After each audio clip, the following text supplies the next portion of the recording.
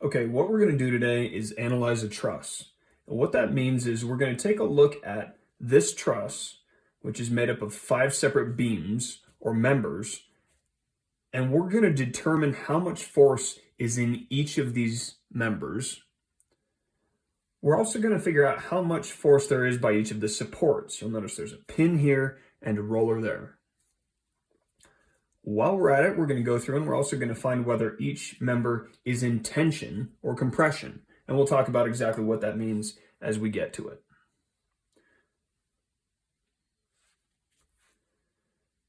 So to begin the analysis of a truss, first what we need to do is determine the reaction forces by the supports.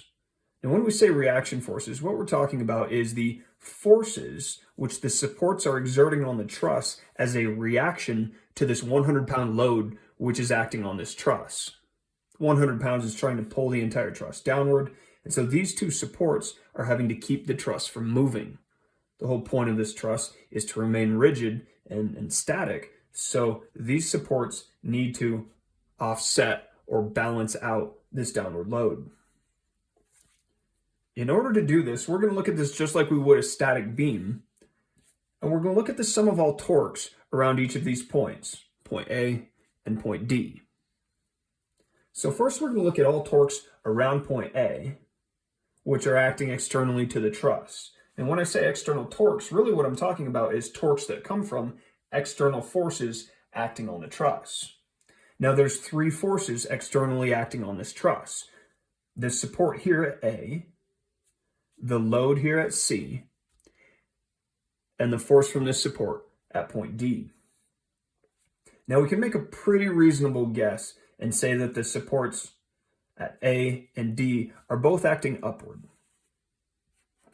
We don't know how strong or large those forces are. We're simply going to call them the force at the pin and the force at the roller. Now, in order to understand how these supports work, we need to talk a little bit about what these supports are doing, what makes one a pin and the other a roller, and just how they're going to behave. Then we'll be able to work out the torques, and that will lead us into solving for the forces in each member.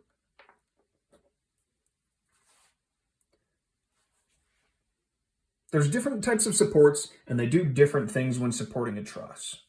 Let's start with the pin here. A pin is really like a fulcrum or a pivot point. And what it does is it allows anything pinned to the pin to rotate around the pin. It's pretty nicely named. So what this will do is allow anything connected to this pin to rotate around this point right here. You can think of it like a fulcrum, or you can think of it kind of like a hinge. So in this case, this entire truss is free to pivot around this point right here, because that's pinned right there. What the pin does not allow is lateral motion of any object connected to it, or vertical motion of any object connected to it. So this pin is going to keep the truss from moving horizontally, and it's going to keep this side of the truss from moving vertically. Over here looking at the roller. A roller is really just kind of like a wheel. And what it does is it allows lateral movement of any object supported by that roller. It also allows rotation of any object supported by that roller. So this roller right here is going to allow this truss to move left and right, as well as rotate around this point D. What it will not allow is vertical movement of this side of the truss. Now, sometimes you'll see rollers shown differently. A roller connected like this to a wall as opposed to the floor will allow vertical motion as well as rotation, and it will not allow horizontal motion. Now, that doesn't show up in this problem, but it's important to understand what these different types of supports do and the motion which they allow. Now that we understand what each of these supports do, we're going to take a look at the forces by each of the supports. And that's going to allow us to solve for the forces within each of the members of the truss. So our first step is to solve for the forces at each of the supports. First, I'm going to look at the sum of all forces and torques around the left pin. It seems odd that we would look at torque in order to solve for force, but that's exactly what we're going to do. The sum of all torques around this pin right here has to equal 0. Now you might be asking yourself, how are we going to get from torque to force? But remember, torque is radius times force times the sine of the angle between the radius vector and the force vector. And so by looking at different torques, which are acting on this truss, we're going to be able to determine the forces acting on the truss. Now, there's 1, 2, 3 external forces, and therefore 3 external torques acting on this truss. So we're going to start with this one right here. This force by the pin is acting at the pin. So when we want to talk about the torque by this force, it's really a little bit strange because this force is acting at a radius of 0. There's some unknown force, Fp, and the angle between these two can be any value because this value is 0. So the important thing to see here is the torque by the force by the pin at the pin is 0, and that's really important. And we'll see why in a minute. Moving on to the next force, we're going to have 100 pounds acting at a radius of 20. So according to our equation, the radius of 20 times a force of 100. And you'll notice this force is straight down, which means it's acting at a 90-degree angle to our radius vector. And woe is me, I have left out my arrows right there and right there. Don't tell my in-laws, they're both engineers. All right. So now we have this torque by the load around this point. And it seems still strange we're looking at torque, but I'll show you what we do with this in a minute. We're on to our last force, this unknown force, Fr, the force by the roller. So this force by the roller is acting at a total radius of 40 away from this pin. Remember, we're looking at torques around the pin. So radius of 40 times our unknown Fr. And again, this force is going to be directed upward. Sine of 90. Now, you may be asking yourself, how do we know this isn't directed somewhat to the left or somewhat to the right? And remember, we have a roller right here. This roller has to be acting vertically. Okay? The roller does not provide any force laterally or horizontally. It can only act upward or downward. So we know whether this force is up or down, it has to be acting at a 90-degree angle to the radius vector. The reason we look at torque in all of this is because you'll notice in this entire equation, we only have our force by the roller. Now it's important to take a look at this and to understand signs when trying to solve for the force by the roller. Because if we go through and do this, we'll find that the force by the roller is equal to negative 50 pounds. And at first that implies that perhaps this force by the roller is downward. But you have to remember, when we went through and worked out the torque by first the load this way, then our force by the roller that way, we never paid attention to or accounted for signs of torque. Now, in going through and writing this term right here, the torque by the load, we effectively established that clockwise around this pin is a positive direction. Now you'll notice a reasonable guess is that the force by the roller is upward. That's going to produce a counterclockwise torque. And so what's happening when this comes out as a negative 50 pounds, really all that's doing is accounting for the fact that we didn't try to dictate which direction the torque was occurring here. Had we accounted for torque or guessed that torque was going to be counterclockwise at the roller, this would have come out as a 50 pounds. But what's important to understand here is that this force by the roller is going to 50 pounds upward. Now that we've figured out this force by the roller, we're going to figure out the force by the pin. Now you can go through and use Newton's first law and say, well, the sum of all forces vertically on this truss must be 0. And if there's 100 pounds downward and 50 pounds upward, this must be 50 pounds upward. And guess what? It is. But we're not just going to go ahead and assume that, in case we mess something up here. All right? It's true, the 2 forces upward should equal to 1 force downward. But we're not just going to do a little bit of subtraction to solve for this. We're going to solve for this force by the pin independently of this result, and then check it by looking at the sum of our forces vertically within the y-axis.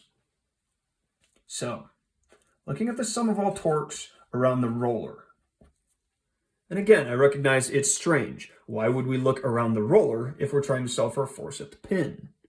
But that's how we do this. The sum of all torques around the roller has to be 0. Otherwise, this truss is going to rotate, and that would be a bad thing. Unless we're building a drawbridge, which we're not. Let's start over here again. And we're going to have our force by the pin multiplied by the radius, that's 40. And this force by the pin is upward. So we're going to have sine of 90. Now, if we want to pay attention to signs in this, if earlier on we established that clockwise was a positive torque, this force by the pin acting at a radius of 40 would cause this entire truss to rotate clockwise. So our sign on the torque term is absolutely fine. This 100 pounds, however, you'll notice the 100 pounds is acting at a radius of 20, and that load is trying to cause the entire truss to rotate counterclockwise around point D. So if we go ahead and guess that this is going to be a negative value, or suppose or say that this is, if we go ahead and say this is a negative torque, we're going to have a radius of 20 times a load of 100 pounds. Again, a sine of 90 degrees, because in this early problem, we're keeping all of our forces at nice, neat right angles to our main beam that we're dealing with here. Now, lastly, we have our force by the roller. That force by the roller is acting at a radius that is 0 distance from the roller, because the roller is acting at the roller. They're 0 apart. So our radius is 0, our force is 50, which we already found, but it doesn't matter what we found for a value here, that term is 0. And again, we're going to go through and find out that our force by the pin works out to be 50 pounds. And again, I don't want to get too caught up in the signs here. We just need to do a little bit of thinking here. We'll find that the force by the pin is 50 pounds upward.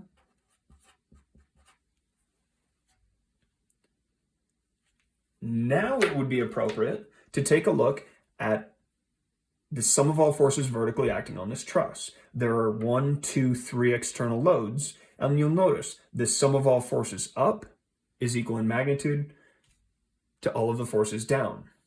So what this does is this tells us that these two values are probably correct.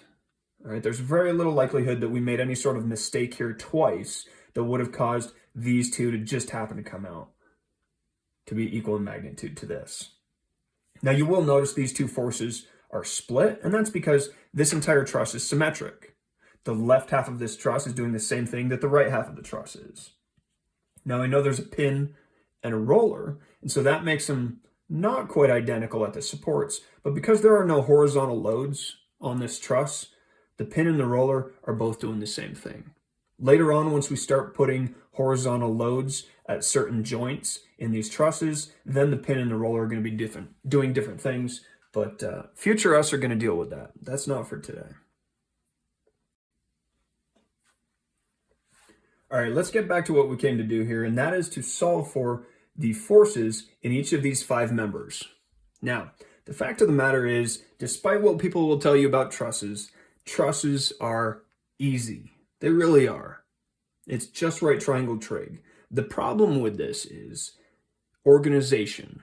If you're organized and methodical in going through these trusses, they're easy. If you're the sort of person who's just scratching numbers off in the margin of the page, yeah, trusses are going to be hard. Okay, so what I'm going to do is I'm going to show you a way to organize all of the thoughts and the knowledge that you have about this truss as we go through and work our way through this truss. Because every truss is different. You can't always just say we're going to start with this beam, then move to that beam, then move to that beam. Every truss is a little bit unique. These are just engineering Sudoku puzzles. That's all they are. So I'll show you how we do this. In order to analyze this truss and the forces within the members, we're going to set up a simple table.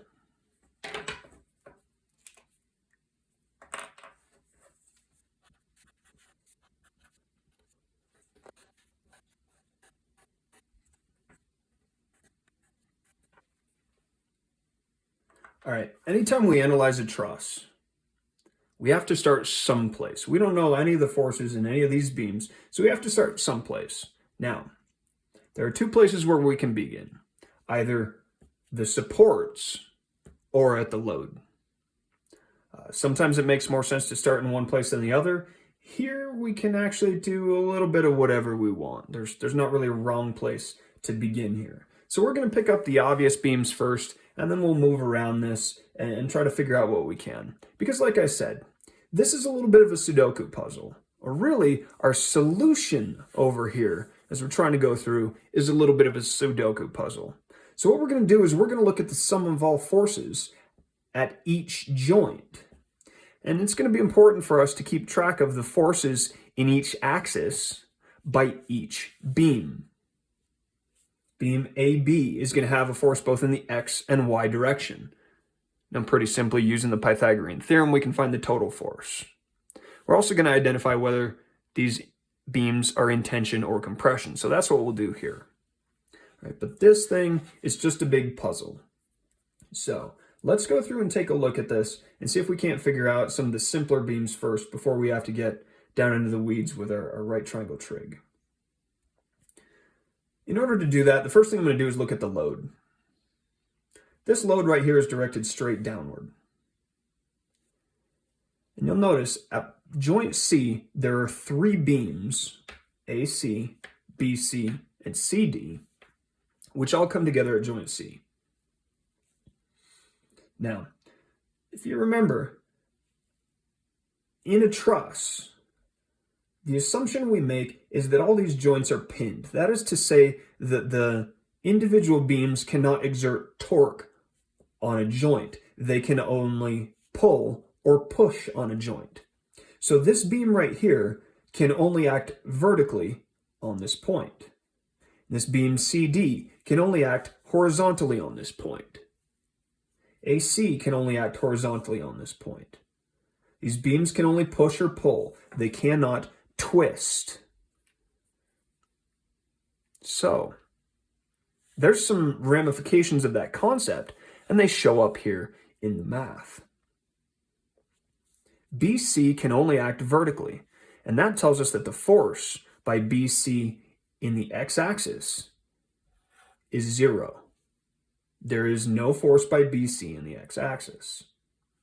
Likewise, AC and CD can only act horizontally. That means they have no vertical forces.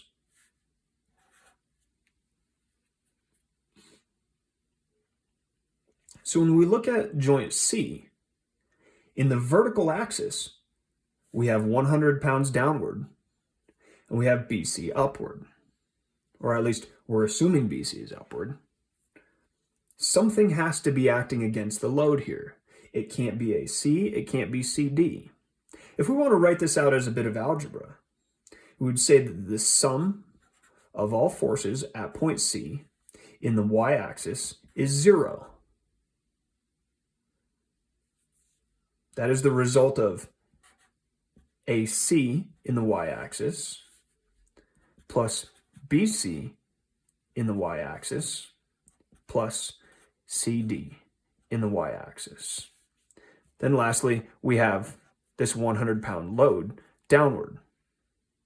Well, we've already determined that AC vertically is 0. We've determined that CD vertically is 0. And so this pretty quickly leads us to the idea that BC in the y-axis is 100. So we fill that in our table. Well, if the horizontal component of BC is 0 and the vertical component is 100, that means the total force in BC is 100. Let's go through and decide whether or not BC is in tension, meaning it's pulling, or compression, meaning it's pushing at its ends. BC has to be acting upward on point or joint C here. That means it has to be pulling upward on this joint. Now, whatever a member does at one end, it has to be doing at the other end, just in the equal magnitude but opposite direction. So if we were to draw the forces in member BC at the two ends of the beam, this end that force is up, at this end that force is down. The beam is pulling these 2 points towards each other.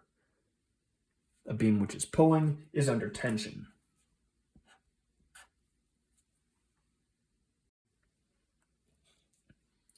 Now that we know beam BC, we can try to move on either looking at joint B or continuing to look at joint C.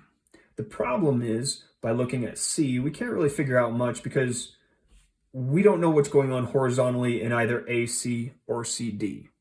So horizontally, if we look at each beam as an unknown, we have two unknowns. So any equation we set up is not going to allow us to solve for two unknowns. We would need a system of equations for that. And that is not something we want to introduce into these basic trusses.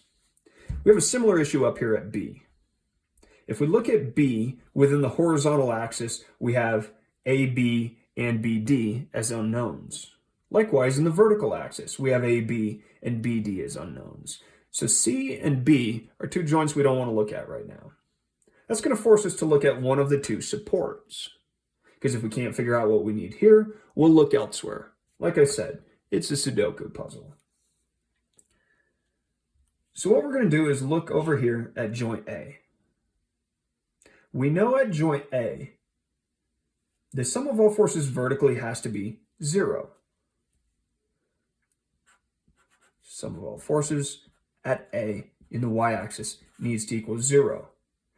And by happening to look in the y-axis, we can figure out a great deal here. There's only two things acting vertically at point A. The support, the pin, we know that's pushing upward with a force of 50 pounds. And member AB is also acting vertically. We know that because AB is a member which is running both in the horizontal and vertical axes. Now, yes, AC is tied into the pin here, but it's a horizontal beam, which means it can't have any force vertically. So what we're going to do is we're going to look at the sum of all of those forces in the y-axis. So, upward, we have the force by the pin. It's going to be 50 pounds upward. Plus, we're going to have AB in the y-axis plus AC in the y-axis. Now, we already established that AC in the y-axis is 0. Doing a quick little bit of math here, we find that AB in the y-axis is going to have to be negative 50 pounds.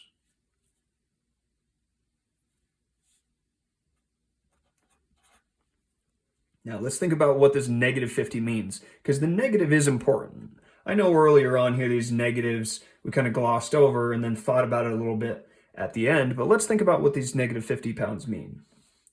What it means is that whatever AB is doing, it has to be acting with some amount of force that is downward. There's no way AB can be pulling up and to the right and be acting downward. The fact is, AB is actually acting this way, and its vertical component is 50 pounds. Now, if we do a little bit of trig, knowing the height of this truss is 15, looking at the base of the left half of the truss is 20, and the inverse tangent will give us an angle here of 36.9 degrees. Knowing that angle, 36.9 degrees, is the same as this angle right here, we can go through and solve for the force in beam AB. If this is 50, we're solving for the hypotenuse here, knowing the angle. So 50 over the sine of 36.9 is going to give us the hypotenuse, or the total force in AB, and we'll find that's 83.3. So we'll fill this in on our table here, 83.3. This beam has to be pushing. If the beam was pulling, the force at the end would be acting toward the center of the beam. It's pushing outward. So what that means is this beam AB is in compression. When a beam pulls on its ends inwards, it's in tension. When it pushes outward, it's in compression. So we know the magnitude of force in AB and BC. Now, let's go through and try to solve for the force in AC. In order to do that, what we're going to look at is the sum of all forces horizontally on the pin. So the sum of all forces at point A in the x direction. Now we know that this pin right here is not moving horizontally. We also know there are no external horizontal forces acting on this truss. So we know the pin itself is not acting horizontally on point A. So the sum of all forces at A in the x direction is 0. This point isn't moving. This always is going to be static. You're always going to find at any joint in any axis, this sum of all forces has to be 0. So we're going to look at the horizontal components of forces by all three things acting at A, the pin, AC, and AB. Now, we know the pin is not acting horizontally at point A. There's a force by AC in the x-axis, which we're trying to solve for. And there's a force by AB in the x-axis. Now, all these have to add up to 0. Now, we can see here pretty quickly that AC and AB horizontally are fighting each other. So we're going to say one of them is negative. Because AB is acting down and to the left, I'm going to say its horizontal component is negative. Sticking with a convention, up and to the right are going to be positive when we're dealing with forces. That doesn't apply to torques, so be careful there. If we can solve for ABX up here, we can solve for ACX, which is in fact just AC. That's obviously going to be useful. So, knowing the angle and the magnitude of force in AB, or knowing the magnitude of force and the opposite sign, and we can use Pythagorean theorem. You decide whether you want to use the Pythagorean theorem or cosine, whatever's up to you. But we go through and we can solve for F in the x direction. We find that it's 66.7 pounds. So if AB in the x direction is 66.7 pounds to the left, I'll make that negative. That means AC is going to have to be 66.7 pounds at joint A to the right. So here we find AC in the x is 66.7 pounds. Well, if this beam AC is only acting horizontally, that means the total force is 66.7. Now to get back to our discussion of tension versus compression, AC has to be acting to the right on point A. That means AC has to be pulling, which means it's under tension.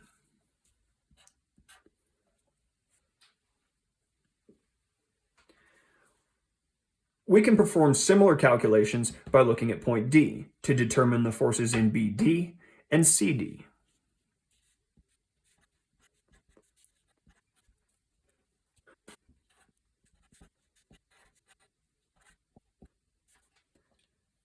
Okay, so what we've done here is we've gone through and looked at the sum of all forces in particular axes at particular joints to work our way through this.